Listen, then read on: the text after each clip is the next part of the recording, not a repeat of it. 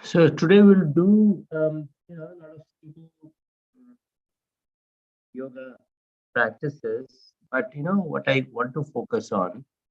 Um, Actually, it was the idea came to me from one of my persons who I do yoga therapy with.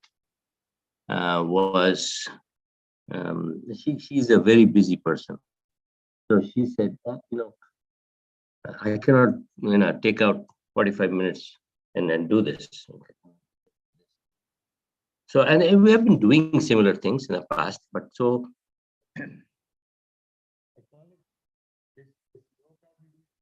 try to do today will be a yoga for a simple on-the-go yoga, and some of you may be already doing it.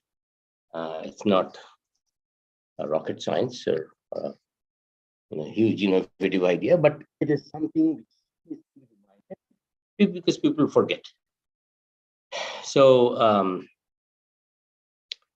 so anyway, just to get let me get the feedback from yesterday, because I will be traveling soon, and I want to get people some good yoga practitioner teachers. I mean, we do have good teachers, but some different and good teachers to get a different perspective into the class, especially the classes I'll miss, I will not be able to do. So that way, it remains a very rich repository of different lineages of yoga. So the gentleman, the Suman, was actually my classmate in my Bangalore ashram that we used to go to do yoga. He was probably one of the youngest people, and I was one of the oldest people. So we became good friends, and he has kept touch with me, and he has. And he has left his IT job to do yoga for a very young man. He's probably younger than my daughter and probably the same age as my son. So,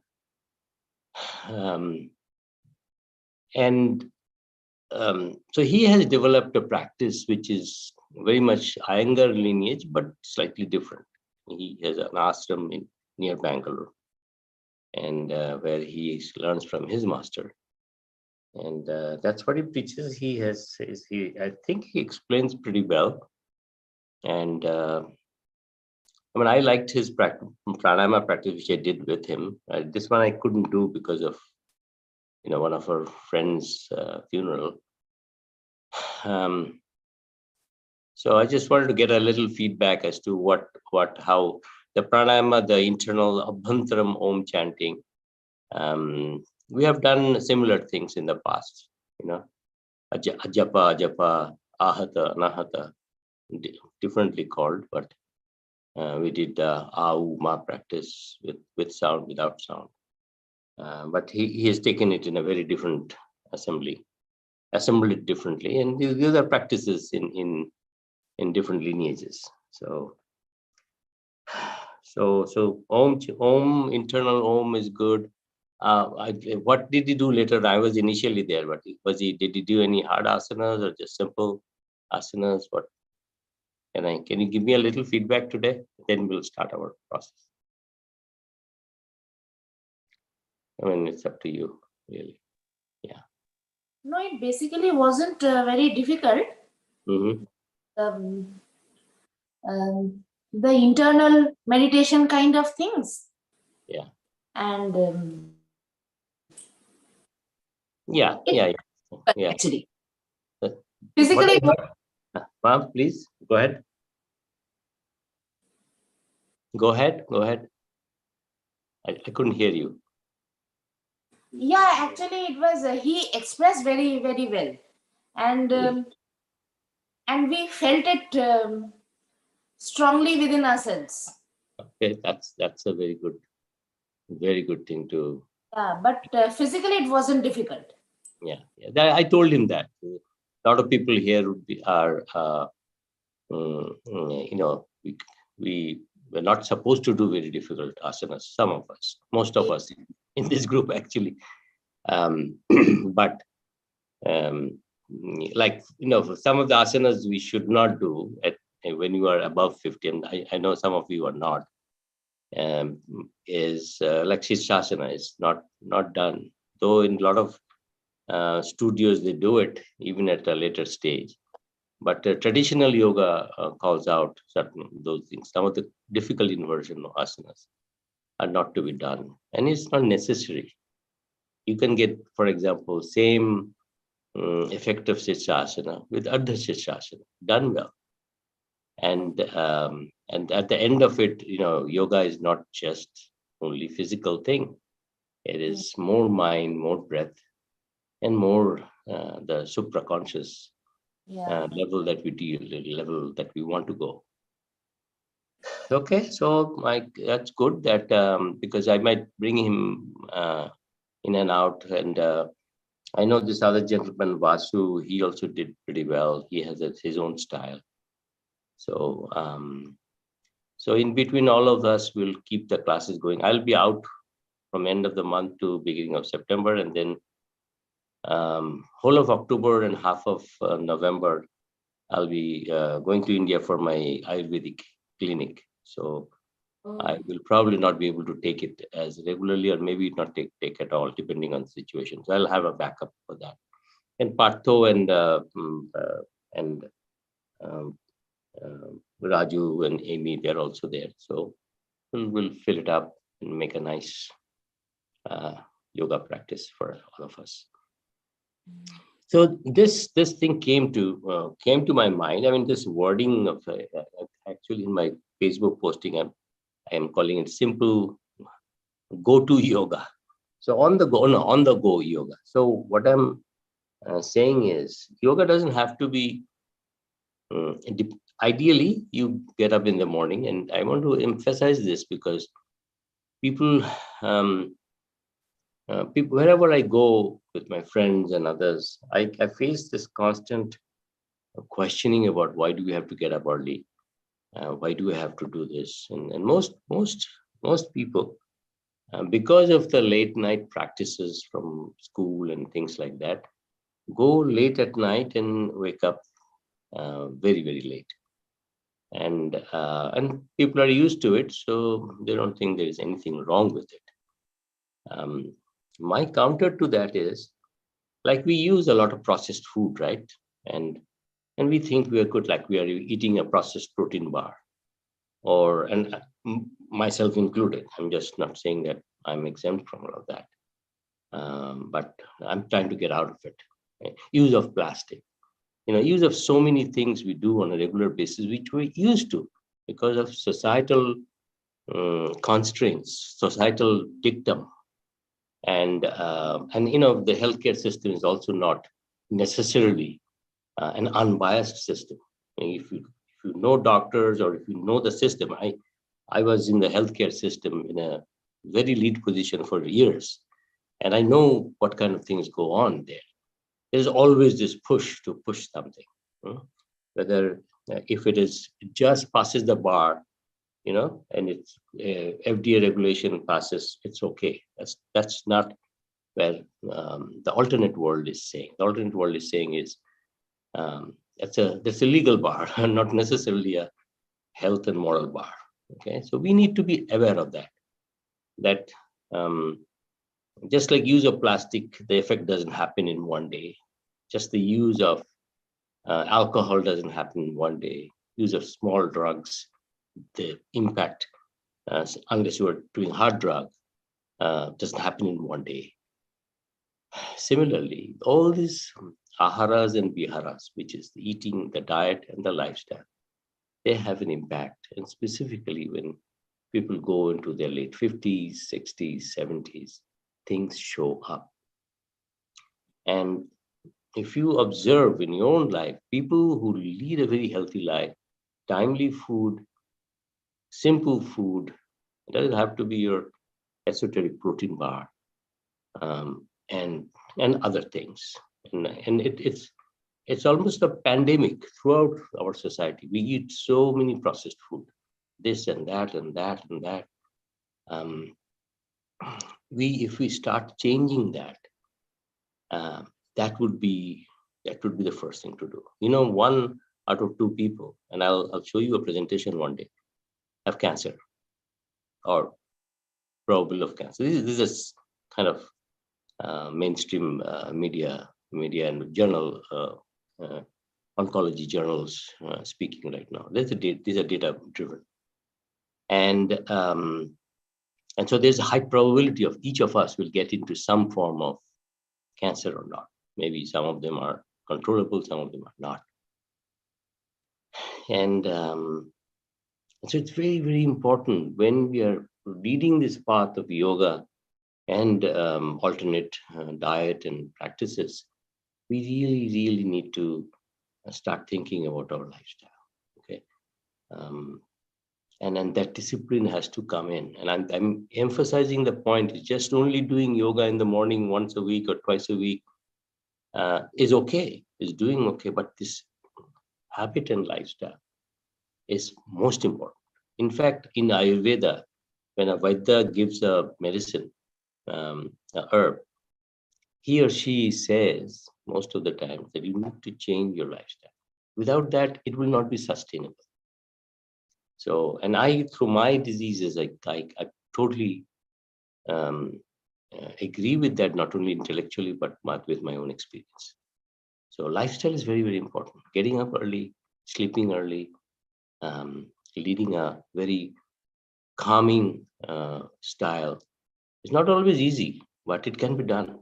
There are people who are very, very busy in very, very tough situations, but they keep themselves very calm. Some of them are naturally like that, but you can learn that, how to do it. Action in inaction.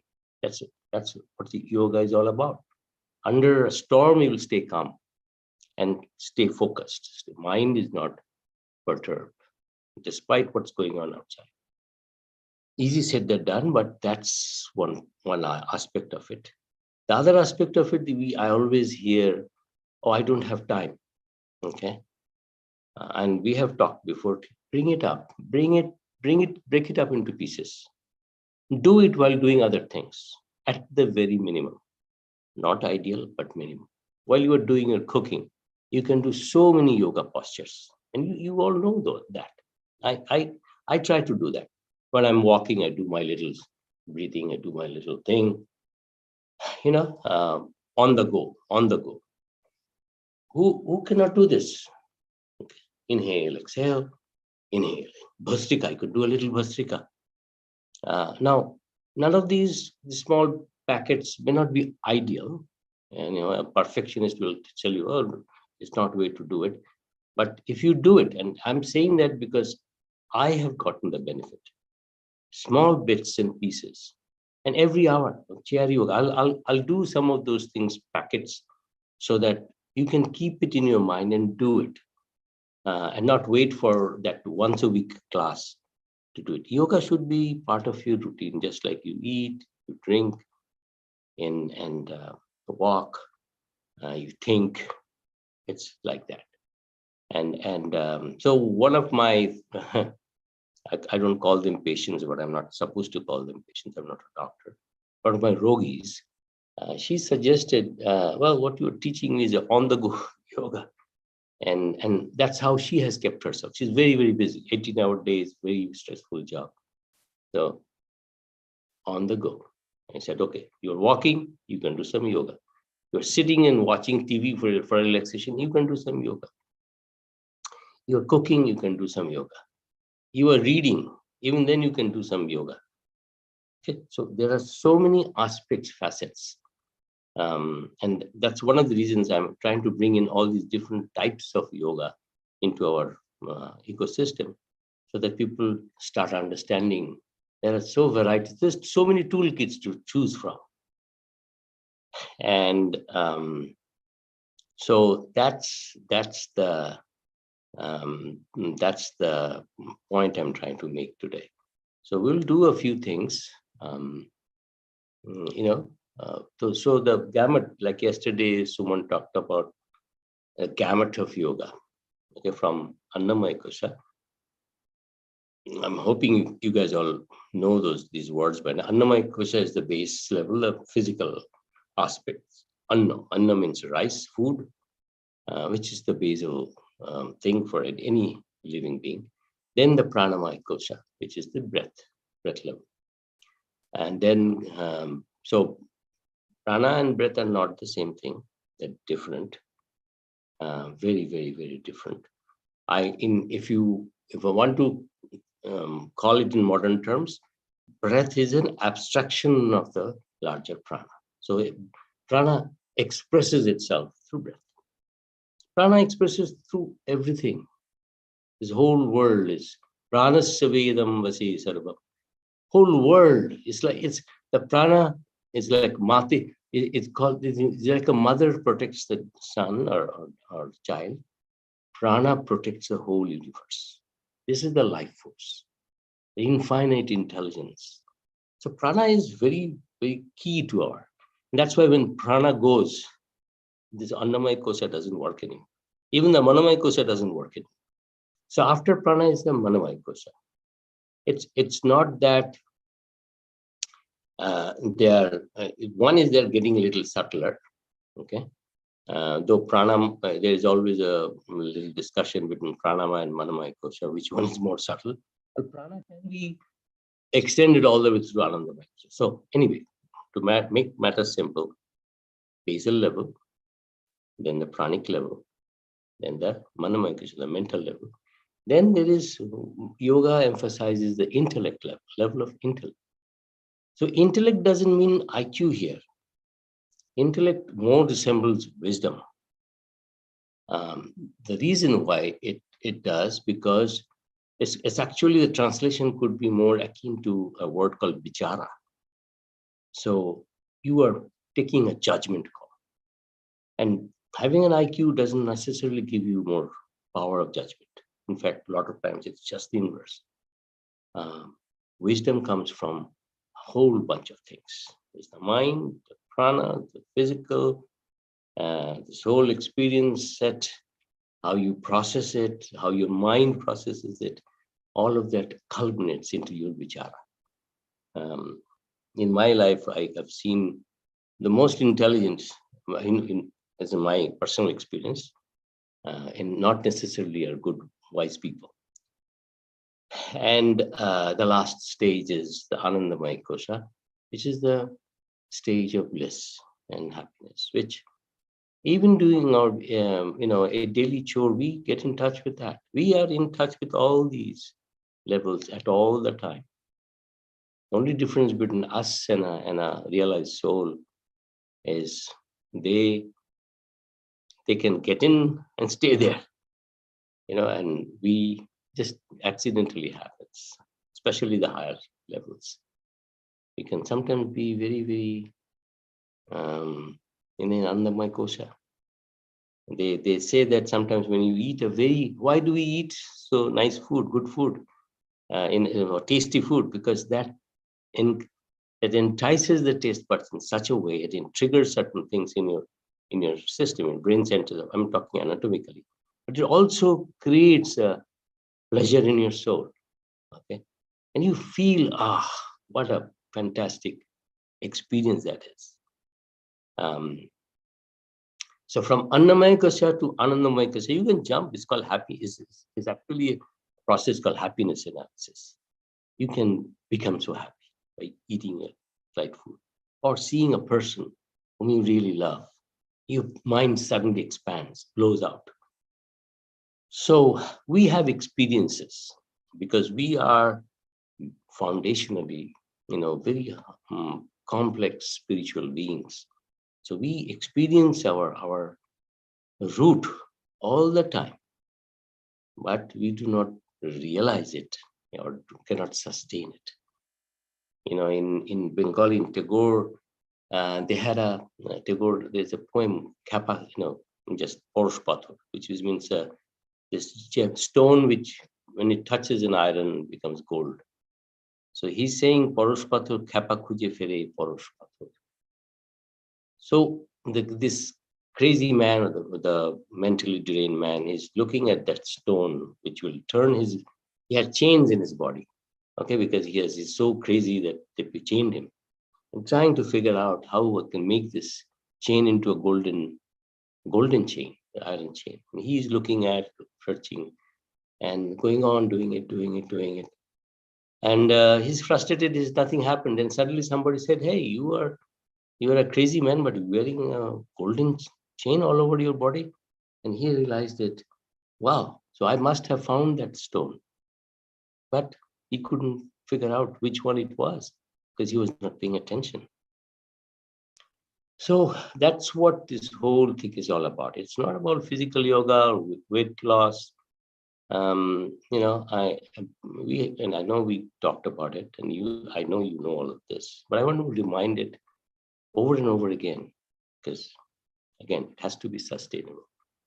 The pleasures centers of the body are there. We need to use it positively to go to a level of mental and physical and mental and spiritual level that we be sustainably in a happy state. That's it's all about happiness eventually. And some people probably go beyond happiness, and that's this Kaivalya in Patanjali Yoga Sutra talk about higher levels. That there's nothingness. Buddha also talks about that in certain ways. And it is there in all types of faith. There are elements of it. Some spiritual paths are more mature than others, but it talks about this. This is another thing I want to say. I'm not lecturing a lot, but this is called subjective verifiability. There is always this. So there is science with objective verifiability, and there is spirituality, which is not spirituality. I would religion more than spirituality. It's about faith. So I believe in it. Okay, but there is a gray area in the middle where faith and science merges together. It's called subjective verifiability, which means I have so many people, so many masters talking about this experiential world, about the spiritual world that comes and that gives you the huge ananda, huge happiness. You are in that state where you are in a state of bliss. And whether science is explaining that in ways, science is also very limiting. It's a very new thing. Science is a limiting process. Okay, in my mind, and I'm a man of science, is a limiting process. A lot of people, is there an FDA study on this? What will that do to you? Yes, it will give a stamp of approval.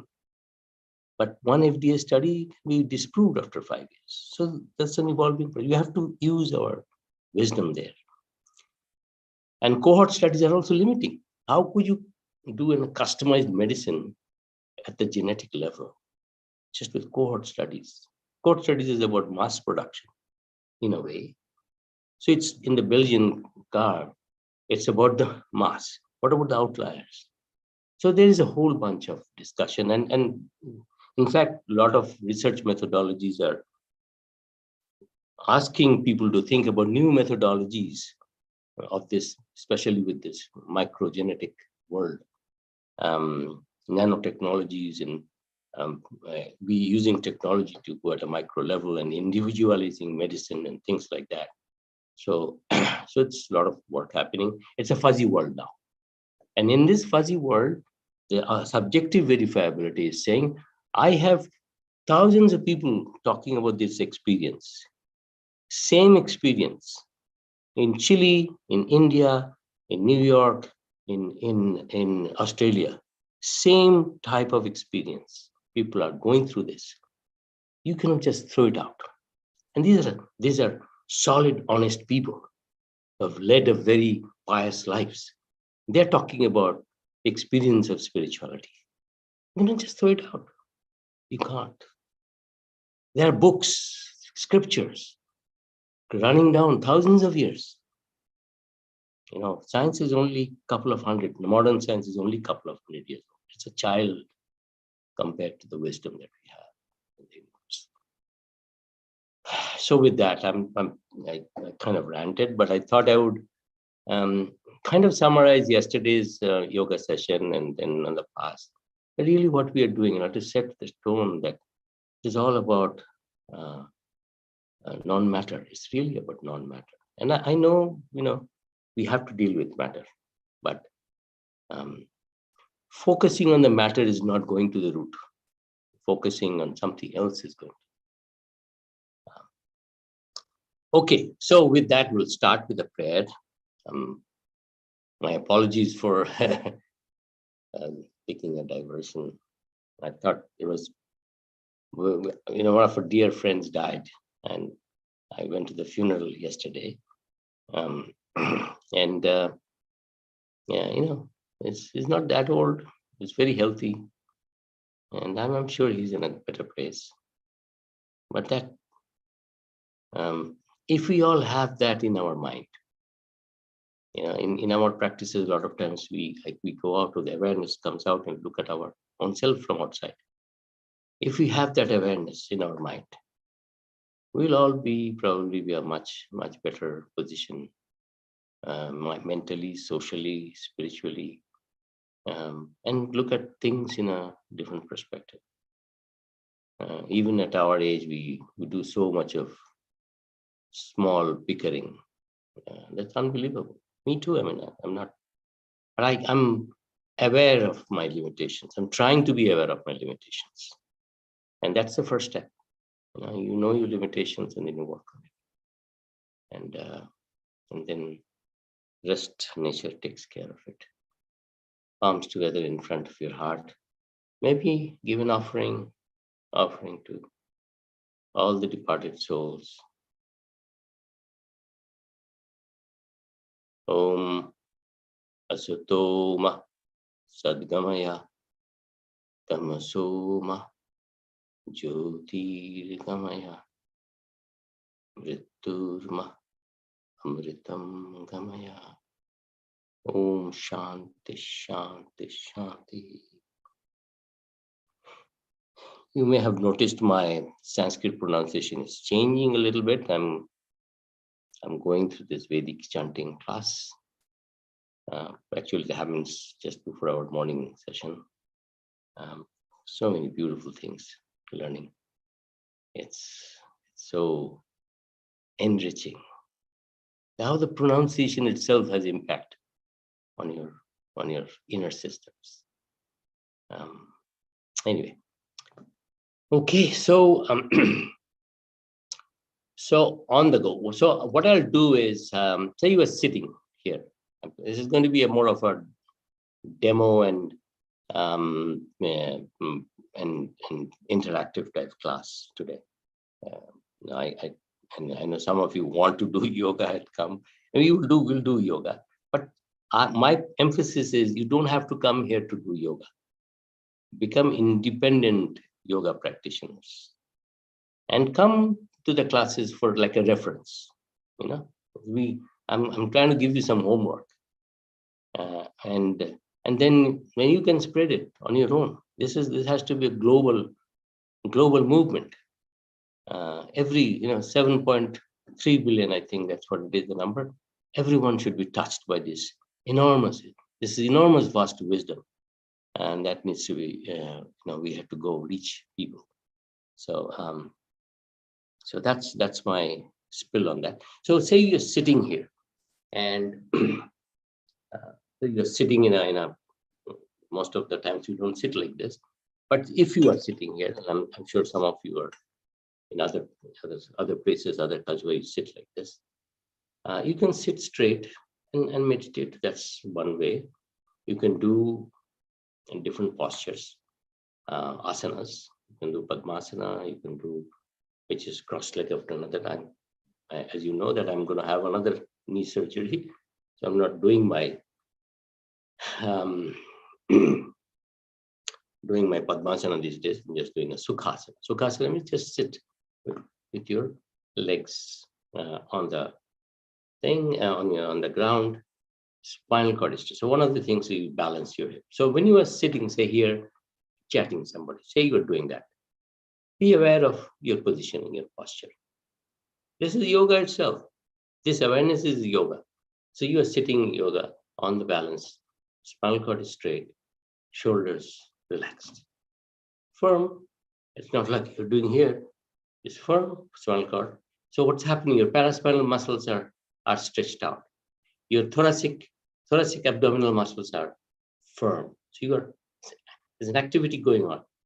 It's not totally loosey-goosey. Okay. We are doing an active thing, but yet we are doing a relaxation. So that's the idea of action in inaction. Okay. So so the whole idea is you're calm. Chitta vritti nirodha, mastery of the mind. And that comes down to at each level, at the subatomic level. A mastery of your cells, mastery of your muscles, mastery of your voluntary and involuntary systems. There are yogis who can control their heart rate, control their thought pattern in very specific ways. There are case studies like that. So you do that, and then you know. So you are aware of this. Okay, I'm not gonna sit like this, having my drink. No, I'm gonna have a nice posture. That's like 50%. This is on the go yoga. So you have this awareness of sitting here like this. Okay, now you could sit on a chair. Of course, I can show you that, but don't have to show it. Sit on a chair. Then when you sit on a chair, have your knee and ankle in one straight line.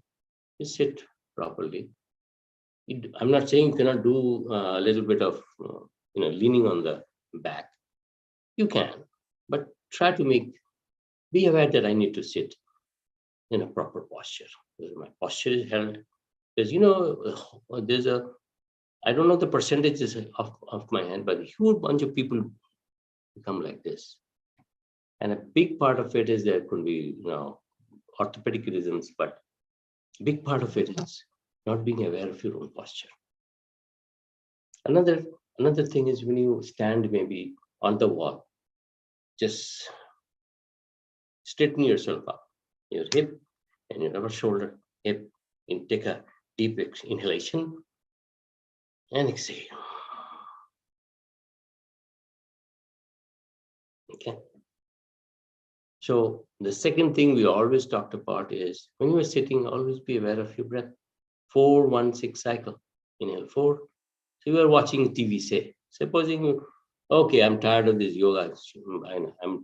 I'm gonna watch a thriller over there. Okay, you sit on a thriller, you sit on a chair, whatever.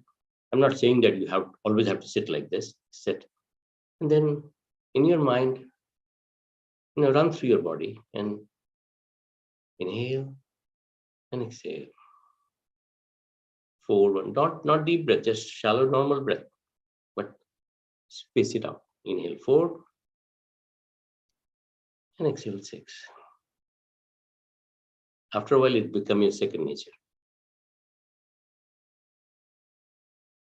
You're taking 11 seconds in one breath, 5.5 in 1 minute. That shifts your lives. That shifts your life. That really shifts your life. And there are some studies on this. It's not like grandmother's folktale. And I'm not saying the turtle and the snake lives long because that's kind of a truth. It lives long because they breathe slow. Breathing slow is, there's a book. We always refer to Western books to talk about yoga these days.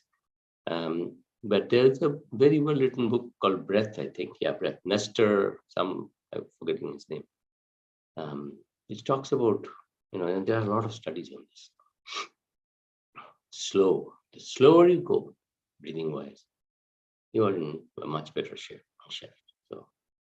So that's simple yoga, on the go yoga. You're watching TV, sit, being spread, breathe.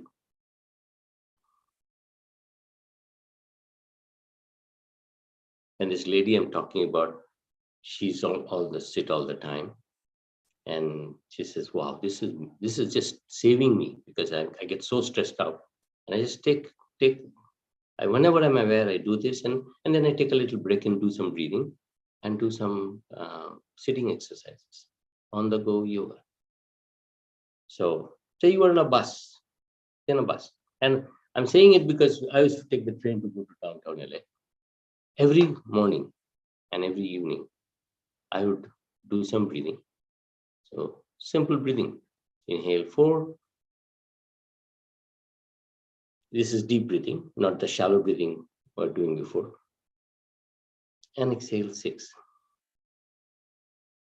Or 8. Inhale 4. Exhale 8.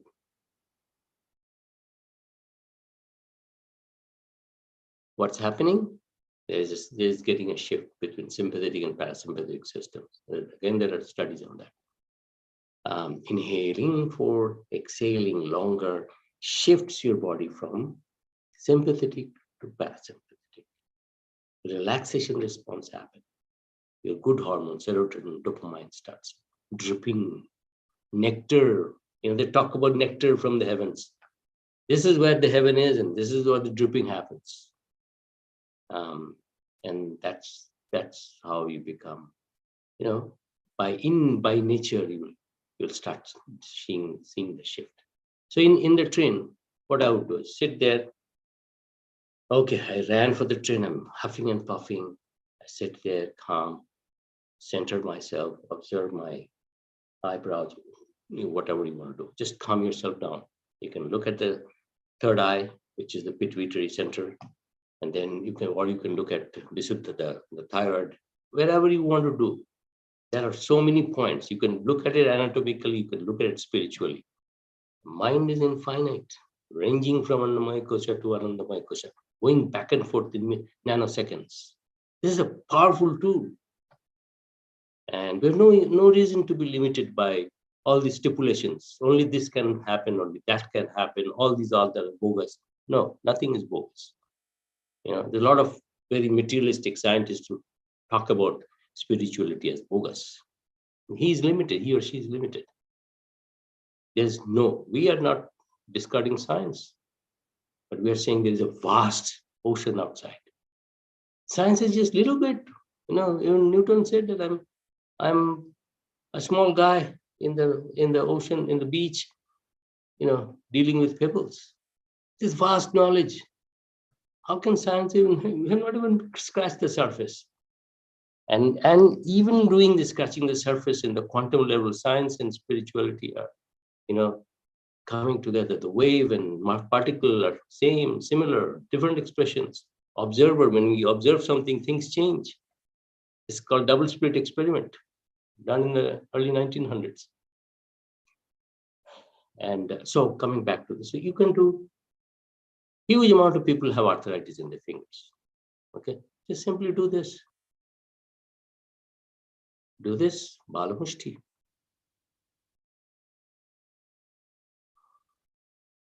We all have done these things the last 10 years, what we're doing. I'm trying to correlate this with the practical life. You can do this a little bit, doesn't matter. Sitting on a chair in a train or a bus, nobody will object to this. Inhale, exhale, push the ball. If you're shy, just hold the front seat and relax. You don't have to do it if you're really shy about this. You can do exhale and exhale. Exhale. Exhale. Exhale. Exhale. You can definitely do this. Inhale and exhale. Inhale and exhale. Inhale and exhale. And then roundabout, you can always do this. So one of the most enjoyable things, inhaling. Inhaling.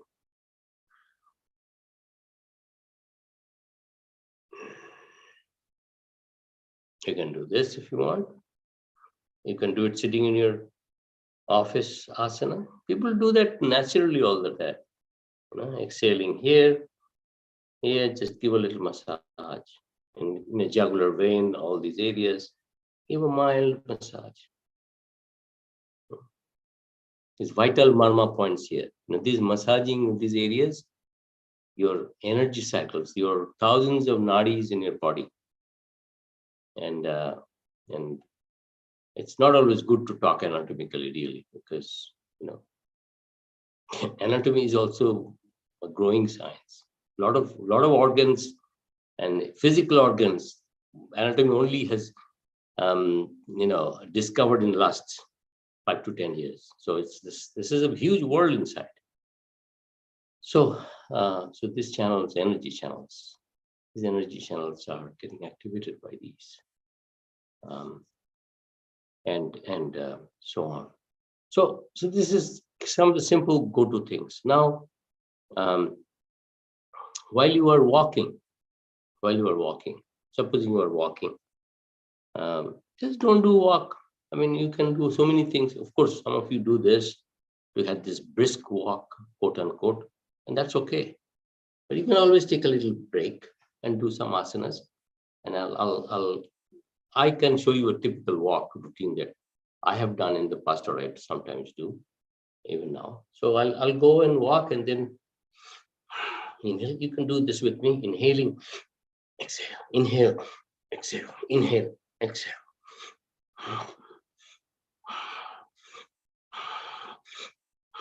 This is the faster routine, and then the other way around.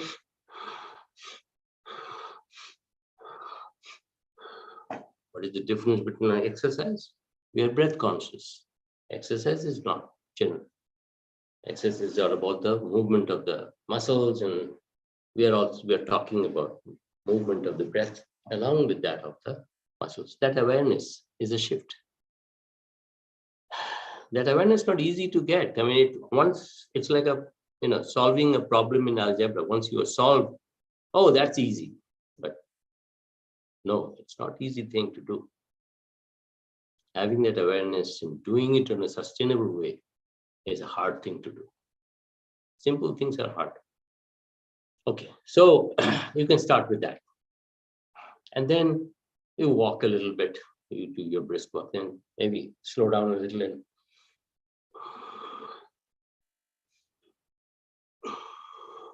you can do with me, and you can do it slowly here, or you can do a little bit faster, based on your mood, your practice, your walk, your briskness.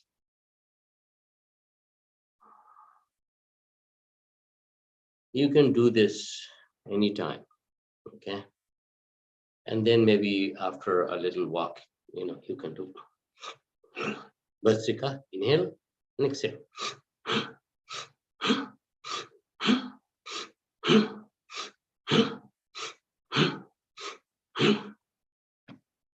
Fantastic.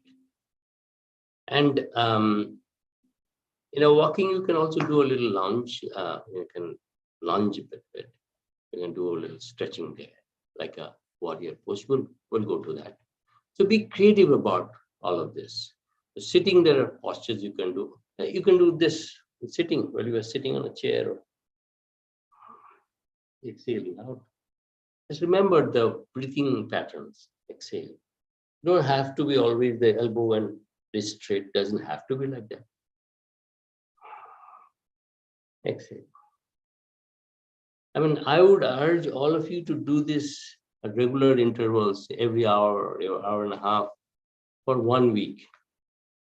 1 week, you'll see the difference in your bodyscape, mindscape, breathscape, everywhere. Exhale.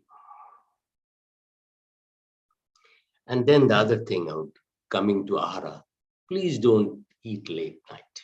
I know a lot of, especially our Indian community, we have parties galore, and we eat the most, all this food that we eat. Some of them are good, tasting good, and some of them are nutritious, but a lot of them are not.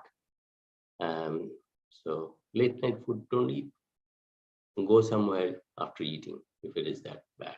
Or if you go, pick and choose the right food, have a little bit maximum. It will go a long way. This late night eating and late night sleeping is one of the most Vata Vardhaka things. And Vata is this vital bio pranic energy, and it's like a storm. And when storm rages, everything gets flattened out. It's very important to understand. People will say, oh, you have cancer because of this and this and this and this and this. Modern science really doesn't look at these things. These are traditional sciences that I've been talking about for thousands of years. They have millions of case studies. They don't have cohort studies, but they have case studies. That's how this whole science grew. This is individualist programs. It's hard to do, cohort studies in the way that, a drug would be done, drug study would be done. Keep that in mind. A lot of people counter this movement of yoga with all these, quote unquote, everybody quotes science. Science has become a religion now. So that's what we need to be careful about. All these things have an impact. Get up in the morning before 6 if possible. Go to sleep by 10, 11, by 11 max. I'm guilty of not going to sleep early because I do a lot of stuff. I try. I keep that in mind. I try to get up early. And don't go into day nap, please. If you really have tired nap, sit on a chair and just nap a little bit. Maybe 15, 20 minutes, half an hour. That will rejuvenate you. Don't go into the habit, oh, beautiful afternoon nap. Unless you are sick, unless you have specific conditions, a normal human being should not sleep during the daytime. It's very enticing. It's like having sweets and cake. You love it once you're getting used to it. Don't do it, especially people like me who are retired. Don't get into it. It really disturbs your bioenergies. And I can go into all those theories, but not today. But I'm giving you these things so you can make a routine. Let me do a simple go-to routine here for people who are sitting on a chair for a long time, working in an office, say, or in your home office. A lot of people are working from the home.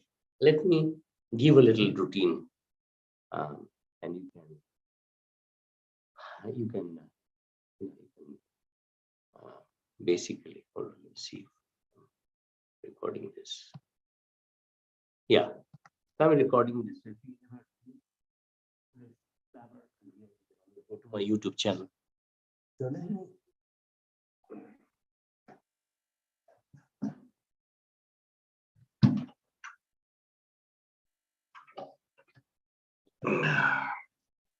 Yeah, so here you are. This is a routine sometimes I follow. So I'm here doing my computer stuff.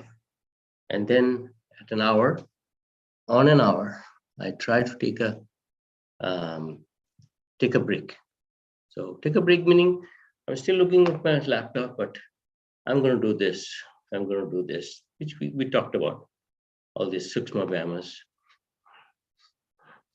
all that. Then I'll do all these stretches we talked about. What I do specifically, and it works like a charm, because we have a tendency when as we mature in life to gain weights in certain parts of our body. So the chair sun salutation. Okay, inhale and exhale. Inhale. Please do it with me if you are on a chair. We'll do a full sun salutation also. Inhale, exhale. Inhale, exhale. Inhale, exhale. Let's do one more down. 1, 2, 3, 4, 5, 6, 7, 8, 9, and 10. Okay. So do your physical stuff first. Say you are taking a 2-minute break, so you can do a little bit of that. That you can do all the time. Do this, and then do.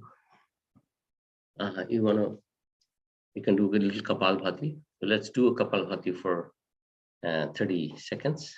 Start. So you are on a chair sitting. You put Chin Mudra. Don't forget your mudras. Forget, that's fine, but keep that in mind. This has also some impact. So here.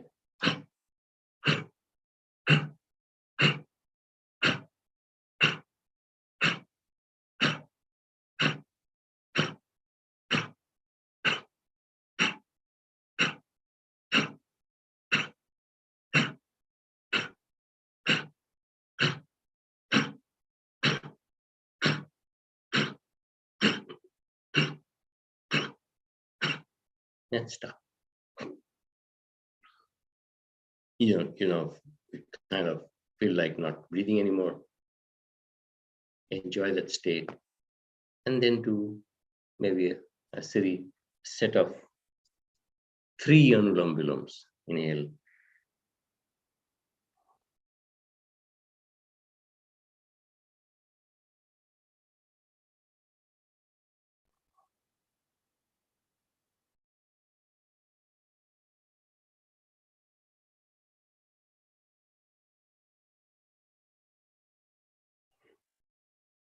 That already calms you down, makes body free, your vessels are working, your nadis are energized.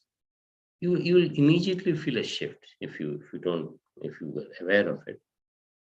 And then you can do a round of Brahmari.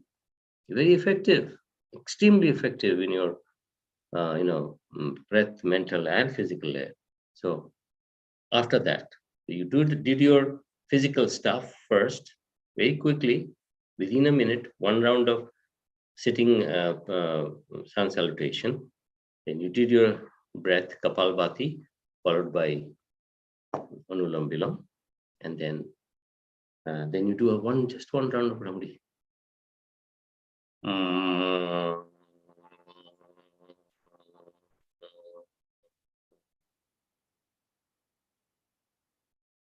Okay.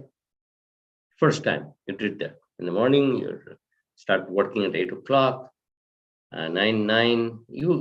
We all take coffee breaks and tea breaks, right? Let's take a yoga break. What's wrong with that? Shift that thinking. You want to have your coffee, have your coffee. I'm liberal on those things. A strict yoga teacher will say, no, don't take coffee or don't take tea right now. But I'm making it simple for on the go, and I do it myself. I'm a tea drinker. Sometimes drink a little tea and do my little thing. A lot of times I don't have time. I'm heavily involved in academics, so just to let you know, I don't have much time in a day.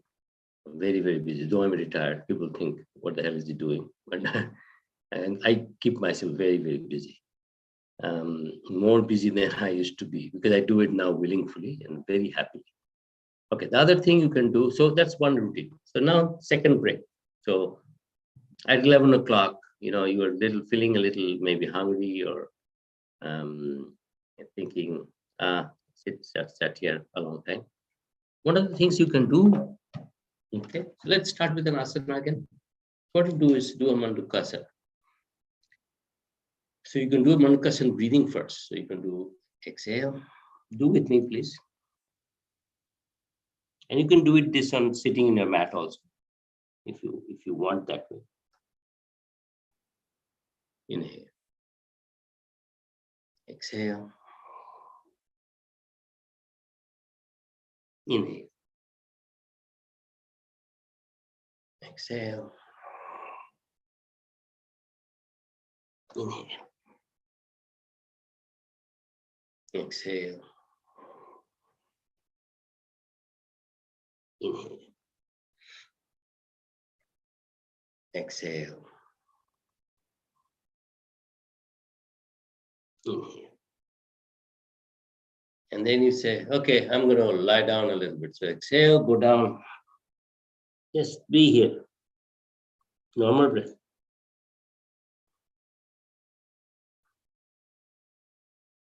Ask yourself to come down. Now you're very agitated, you're coming down. Inhale. Slowly up. So many things can happen. You can see your hunger getting, the fire is getting kindled. You'll see your respiratory systems getting cleared up. You can have, the allergy season, you can have nasal drips. Those can clear up. And now, after you do this, you can do, okay, my hips are in bad shape. I'm sitting here. Let's do this. Exhaling up. You have done this all the time. You can do a rotation. Be aware of your breath, be aware of your movement. Don't do it mindlessly. That's what I'm talking about. Okay. Your apana vayu is getting controlled. Your samana vayu getting controlled. What are these? These are the energies helping you digest. The other energies are energies which are helping all your lower systems, including your excretory and urinary systems and downwards. These are the bioenergies. Remember, we talk about why circulation is happening, this happening anatomically, but we do not talk about why it is happening. Why is the blood circulating? Who is the doer of the circulation? So a simple idea from our traditions is the energy systems that we have, that energy is giving the circulation. Why is the energy doing that? Because the energy has a higher understanding of life forces, and therefore it's doing things. One is its nature is doing that way.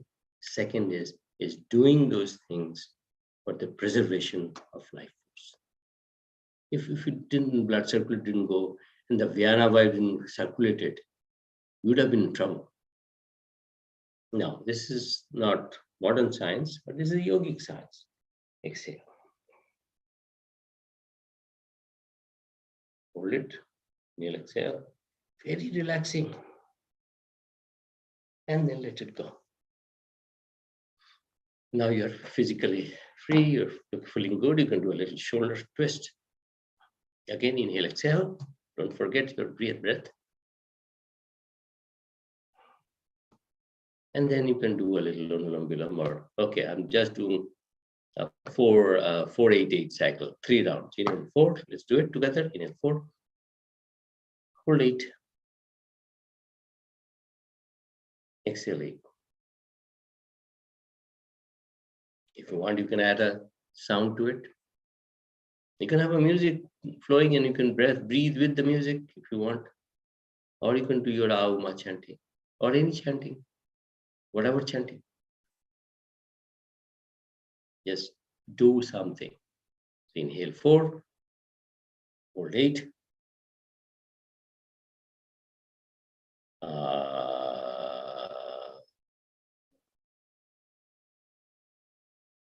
Inhale 4, hold.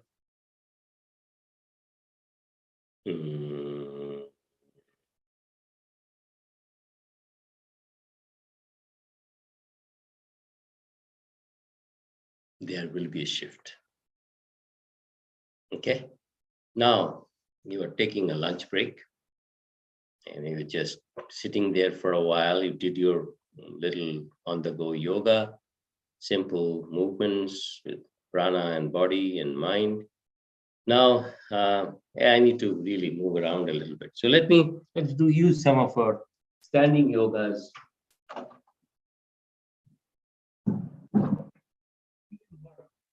Cooking all the time, they can incorporate all of these things.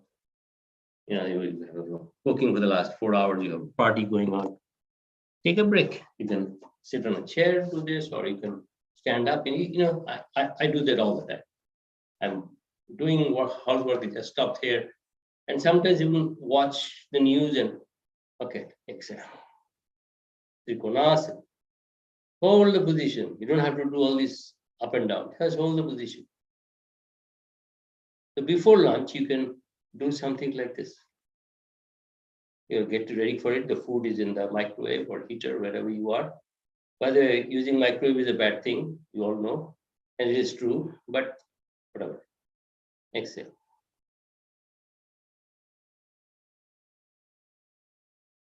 You can do this. Watch your favorite news, or you can watch your stock market, how it's doing. You can watch all of that.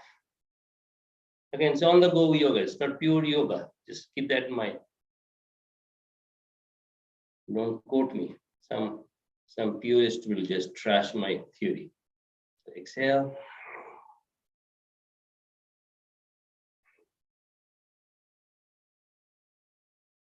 See the relief that it does. Keep the breath and physicality intact. And come back. You can do another thing, a very simple thing if you can do. Let me adjust my camera.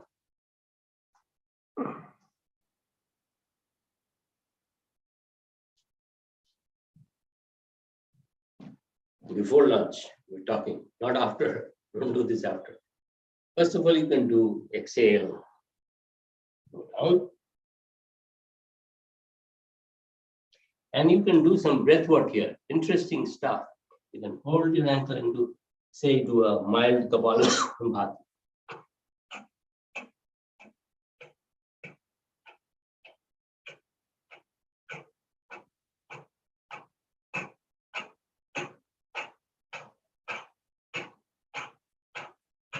And come back in here.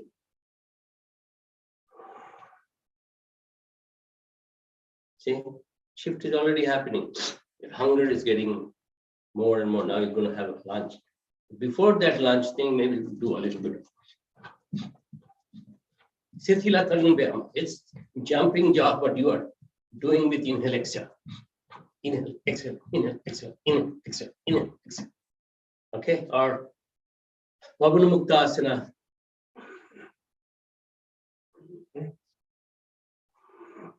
Just do this, exhale, exhale.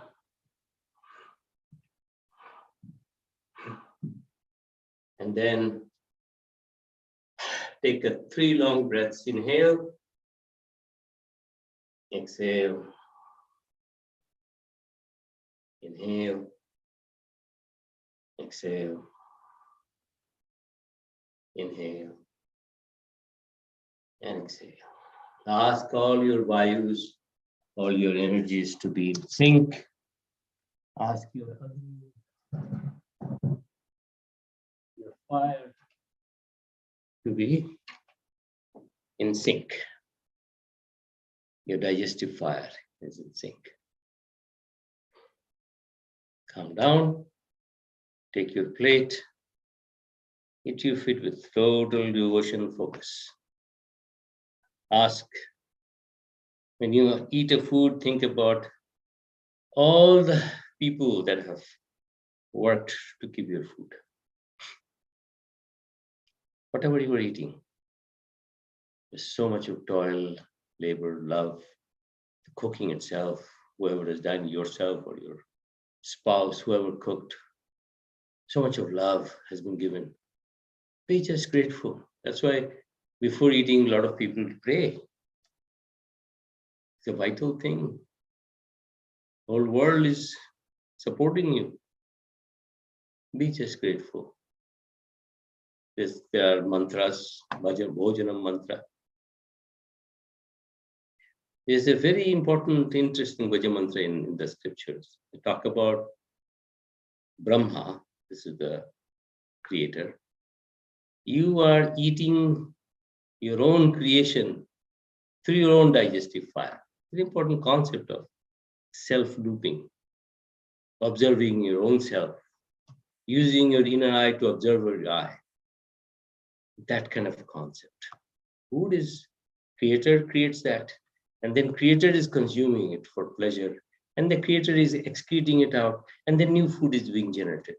So it's all like you're playing with your own self. It's a divine concept. It's important to remember, be grateful to that.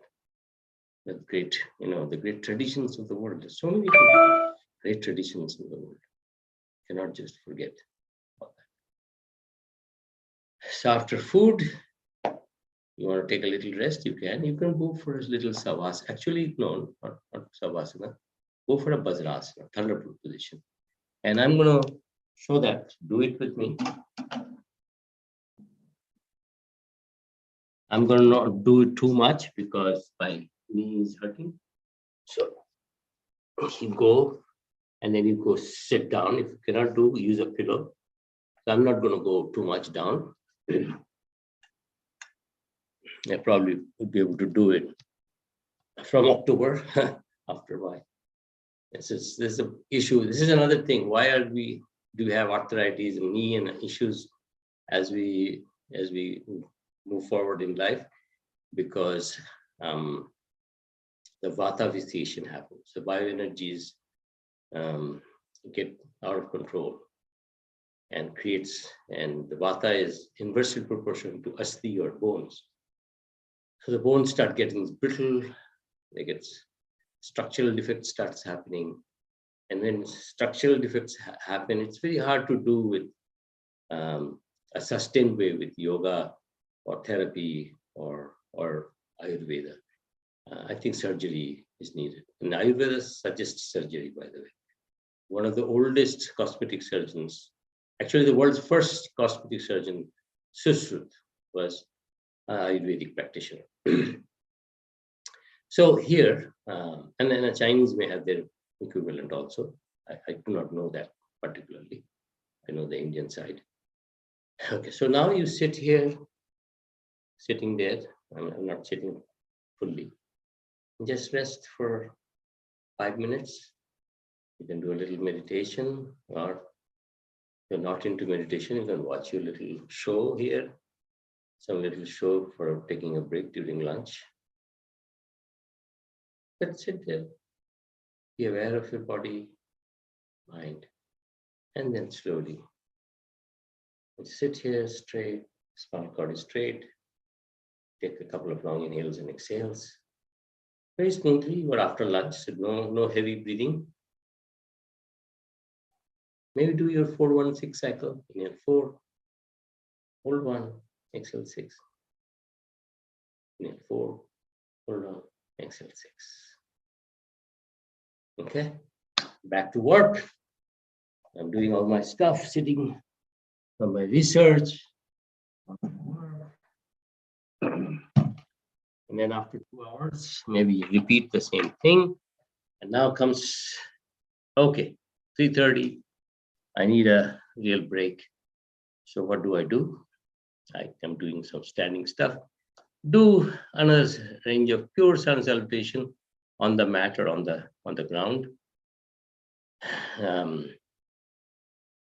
And then, okay, so we'll do that. But before that, I want to tell you one thing. And this is, I'm strictly trying to practice this myself. Whatever I'm doing, I'm telling you, I do. So it's not theory. I do try to do, I would say I try to do every day. Taking breaks, doing stuff. Even when I go to parties, I do a little bit of stuff, like this, fully aware of what I'm doing.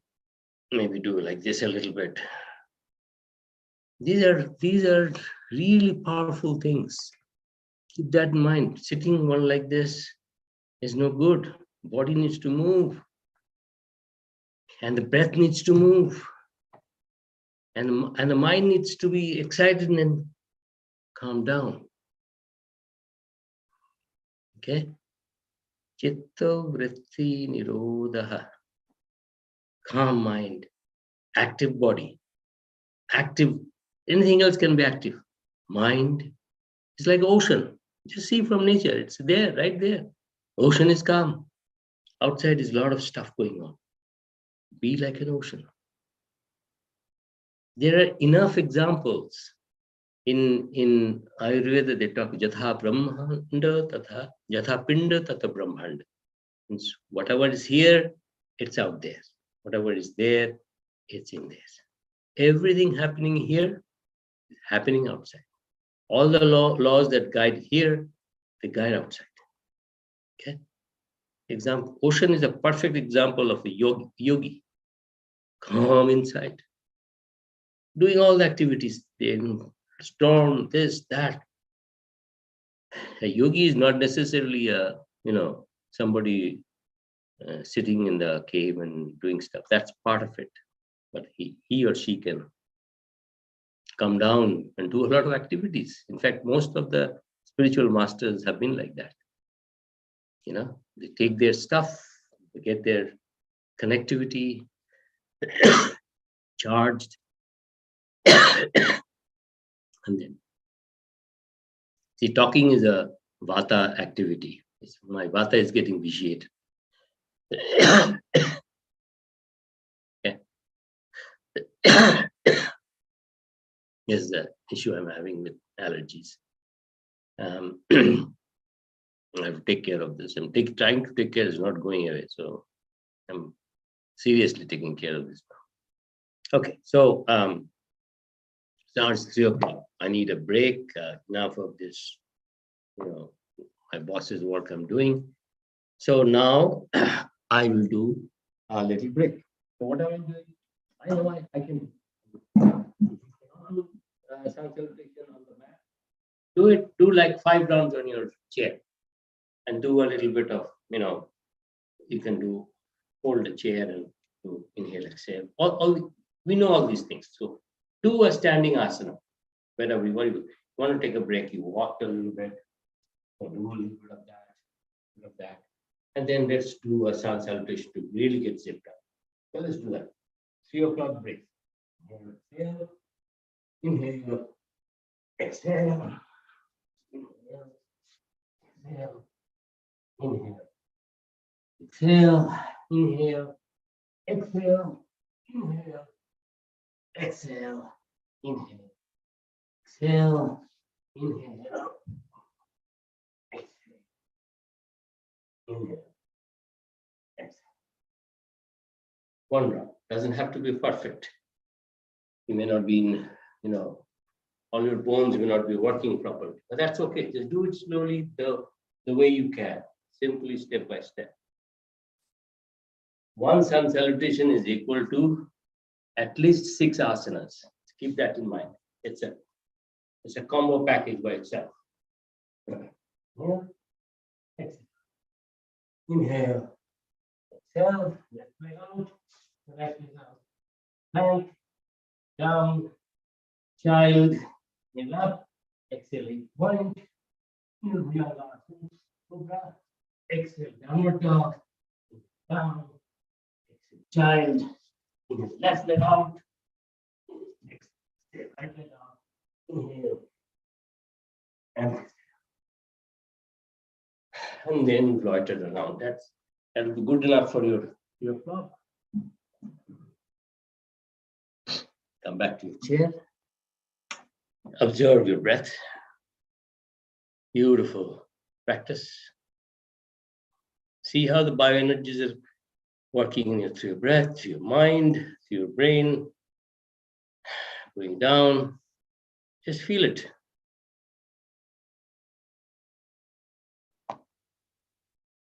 Then we can maybe do a little bit of belly breathing.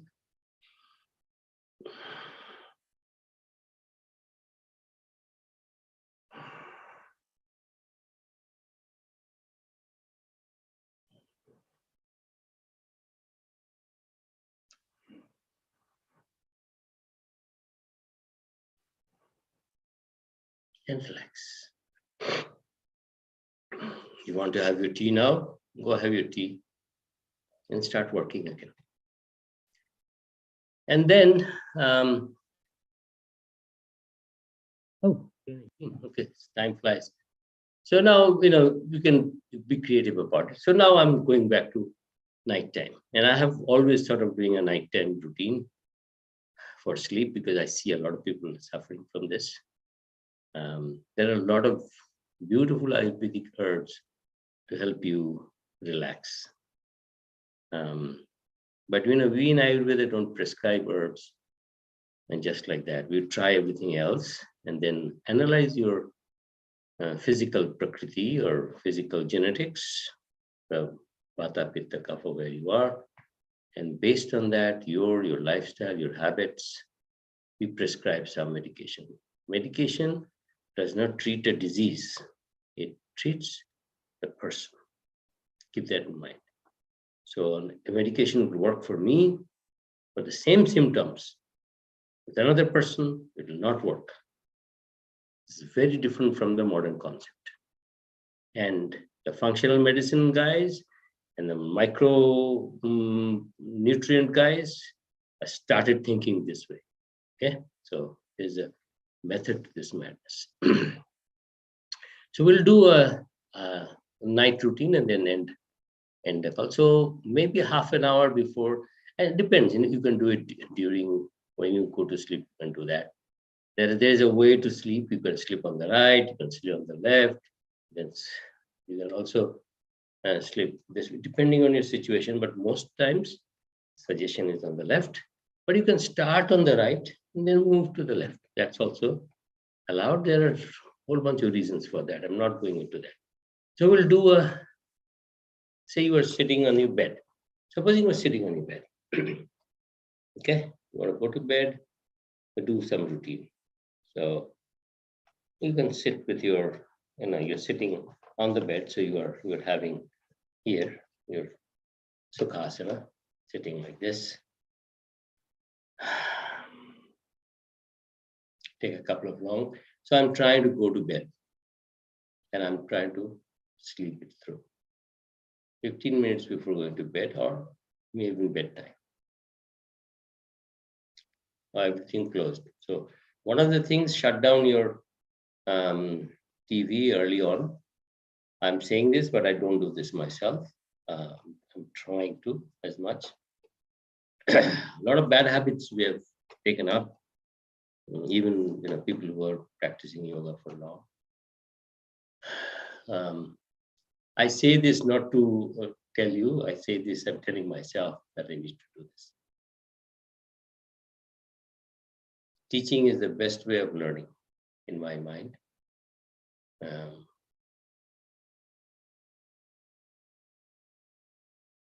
You sit there calmly. Maybe take a stock of your day. At least the main events. You got up early in the morning. Okay, I didn't have my water. Do this. Okay, whatever you did, just go through that. You take 3 long inhales and exhales. Inhale and exhale. Inhale and exhale. Inhale and exhale.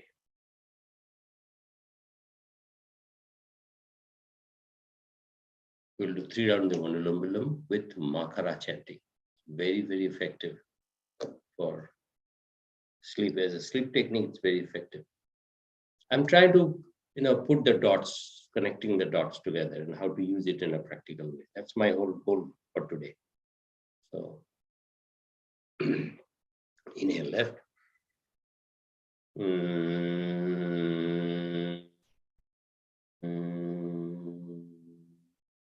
Inhale right.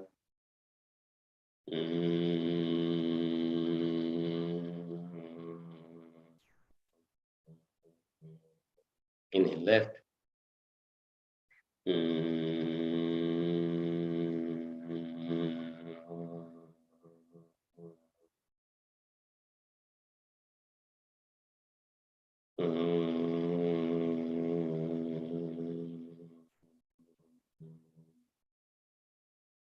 Inhale left.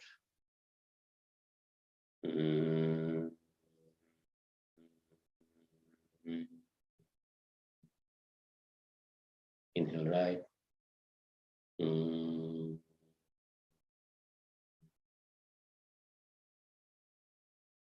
Relax.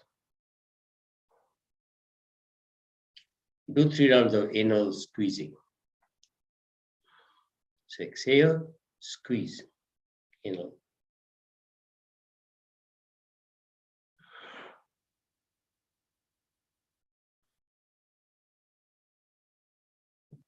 Ashwini Mudra.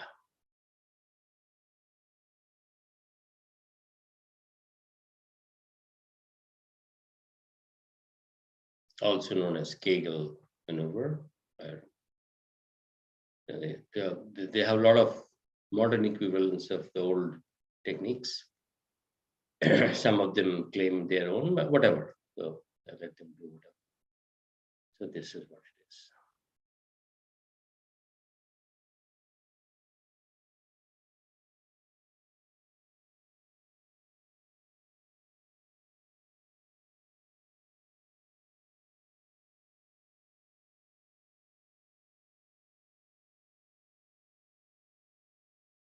Calm. You're already coming down. Now what I'll do is a Ujjayi breath. Okay. Keep in mind, Ujjayi breath is one of the most powerful techniques for apnea. And a lot of us have some form of apnea or other. Most of us, not all. It's an important thing to remember. Just sit straight. You're on your bed, straight, slightly tucked in. So you have a constricted flow.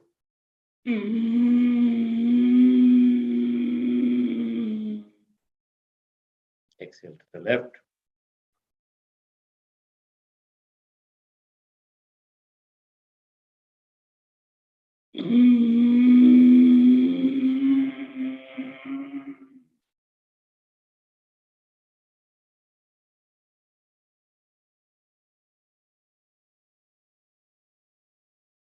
Tongue is touching the upper palate.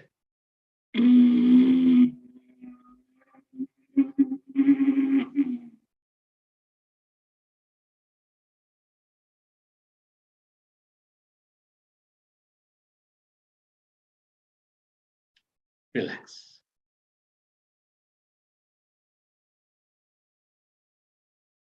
Get a little prayer, whoever you believe in.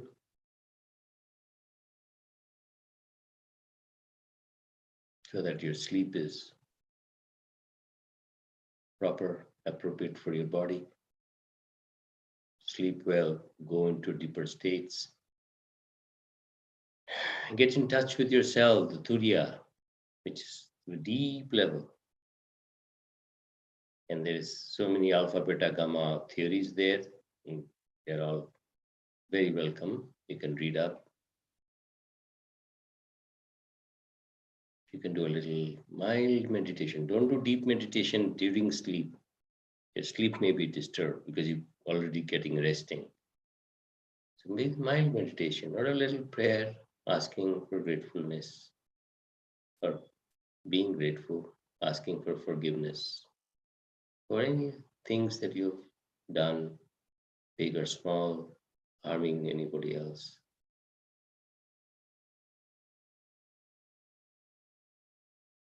Very important to go to sleep with total forgiveness and calm. We don't do this. A lot of people start a fight at night time. If you remember, if you have your family life, you'd see that. There's a tendency for people to fight at night time when they're going to bed. Or getting up in the morning also start fighting. It happens in conjugal life. But that's not. Fight in the middle. Nighttime, what time you're getting? 10 o'clock. Your kapha time is going into pitta time. Actually, you're going to night time before pitta time. Why? Pitta time is this burning time, right? That's when you eat in the morning, 10 to 2. 10 to 2 here is you're sleeping, the body's metabolism is working, you're burning your fat. And see, if you really sleep at 10, get up at 6, and eat your light breakfast at 9, you will start losing a lot of your fat automatically. And there are yogic practices for also, but I'm not going there. Another thing, if you're really disturbed at night time or going to bed, do left nostril breathing.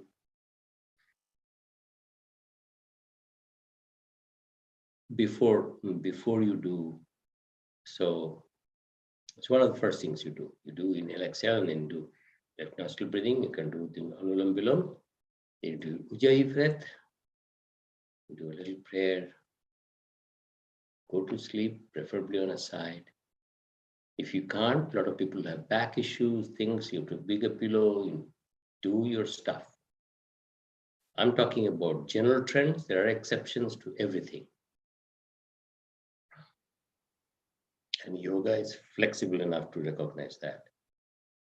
Go to sleep, have a nice, beautiful sleep, dream well, get up in the morning, first thing, pray to the divine or infinity or the infinite consciousness that you are coming back to this earth again.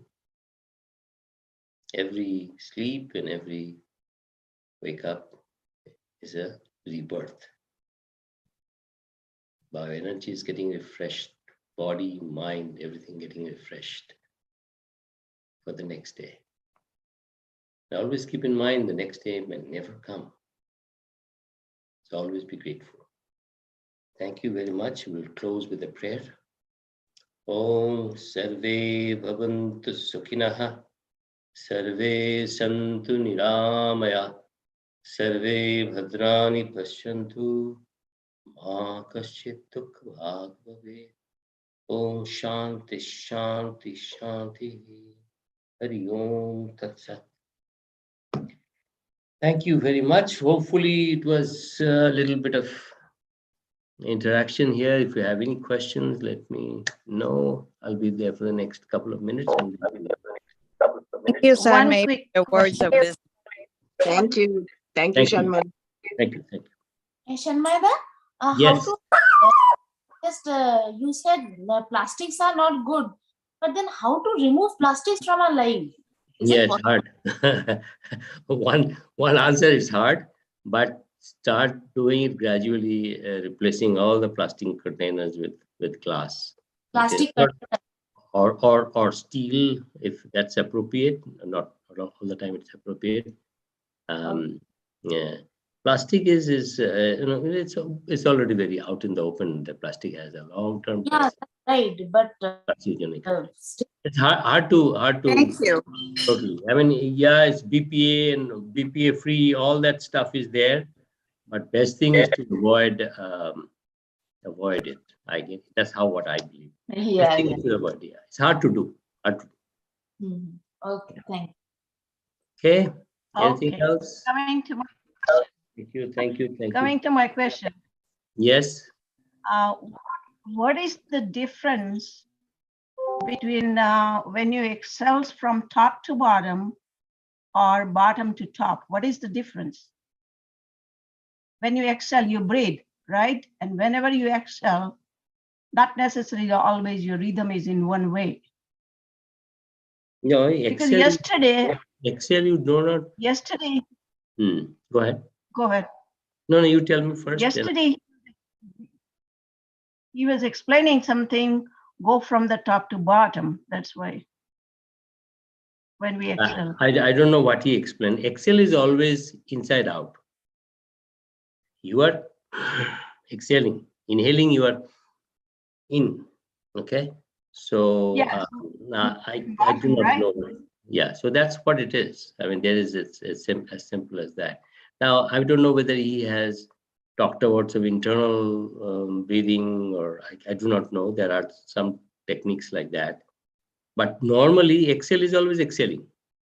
It is inside out. Your lung is exhaling the breath. I mean, you are breathing out. And so that's some physiological thing is happening, some mental thing is happening, some movement of the nervous system is happening. All these things is happening. Inhaling is breathing, inhale in. Exhale is out.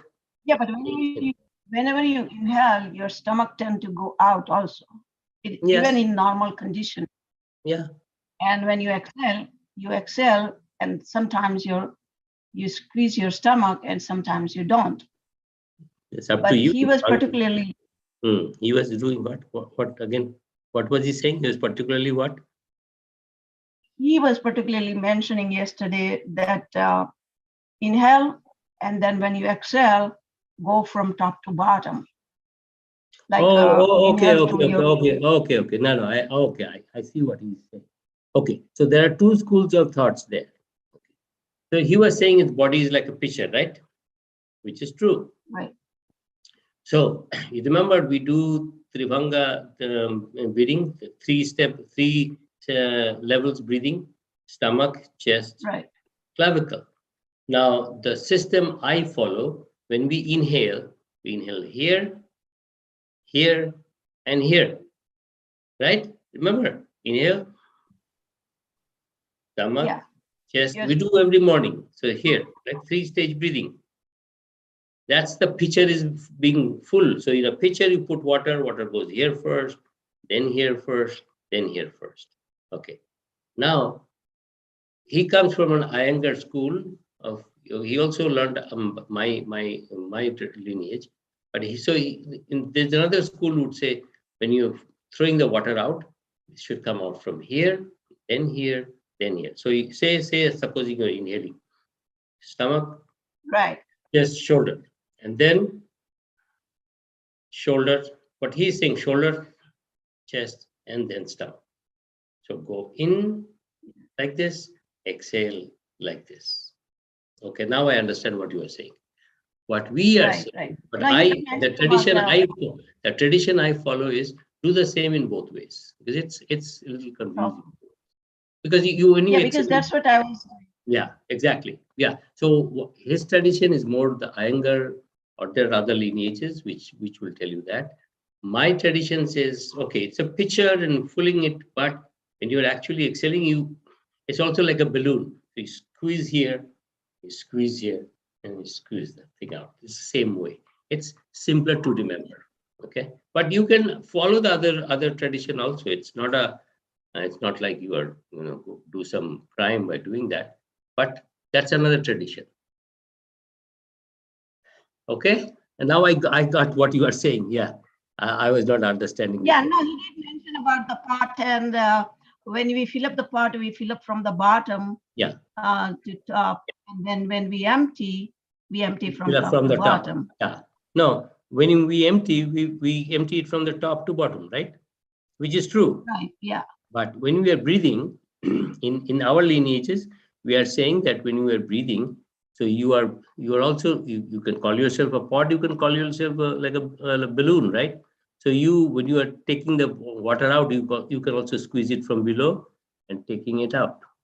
So two ways of looking at it. Okay. We are more like a balloon. That's what I'm saying. Yeah. So it's two different ways of doing. Yoga has a lot of different lineages which does things differently. So keep that in mind. That's why I'm bringing in everything so that everybody understands that what I do or others do on a regular basis is not the only way of doing yoga. Okay. Thank you. Okay. Thanks That's a lot. right. Thank you. Yeah. Okay. Bye. Thank